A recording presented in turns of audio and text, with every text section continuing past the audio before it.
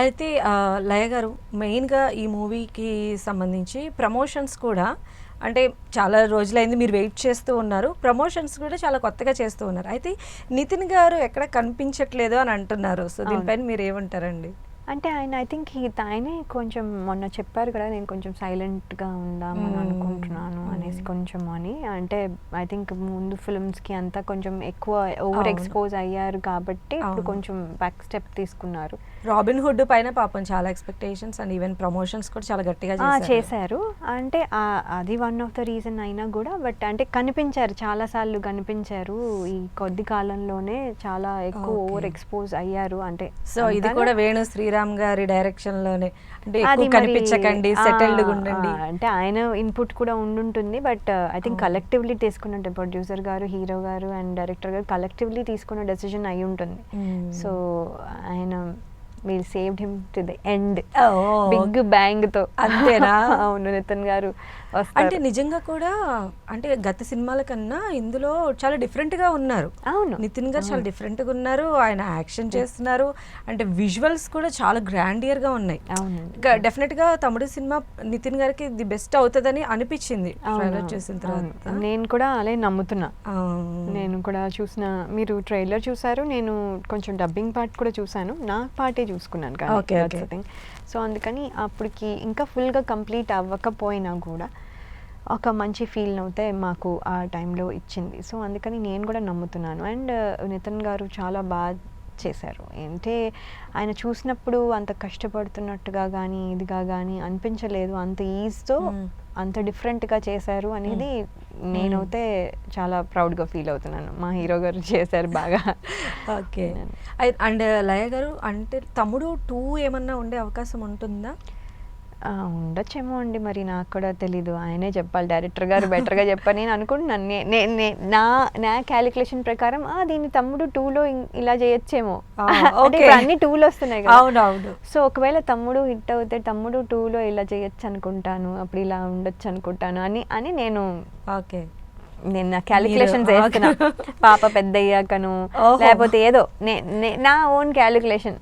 అంటే ఆ స్క్రిప్ట్ ని బట్టి మీరు దాన్ని కొంచెం ఇంప్రూవైజ్ చేస్తూ ఉన్నారన్నమాట. 2కి ఎలా ఉంటే 2కి అంటే ఇప్పుడు మరి ఏజ్ అవుతాము కదా, అందరూ ఏజ్ అవుతాము. అవును. సో అవ్వర్లేండి. నేను చూద్దాం అప్పుడు ఎలా ఉంటుందో 2లో ఒకవేళ ఉంటే అప్పుడు నేను ఎలా కనబడతాను అనేది. I think it should be different then this కదా. సో చూడొచ్చు. బట్ ఏంటంటే అలా మేము కూడా, అంటే నేను కూడా అనుకున్న ఉన్నాయి, బికాస్ అన్ని ఇప్పుడు 2లో వస్తున్నాయి కాబట్టి. సో ఉండొచ్చు. సో దిల్ రాజు గారి గురించి ఏం చెప్తారండి? దిల్ రాజు గారు అంటే అండి, ఆయన is not just producer who's putting money కాకుండా, ఆయనకి he has knowledge, he knows what he's doing, he has a judgment, and lot of after studying so much ఆయన తీసుకున్న స్క్రిప్ట్. సో ఆయన ఊరికనే అయితే తీసుకుని ఉంటారు, దాంట్లో విషయం ఉంటేనే తీసుకున్నారు. And is putting high budget. ఇప్పుడే మొన్న కూడా చెప్తున్నారు 75 crores ఖర్చు పెట్టారు ఈ సినిమాకి అనేసి.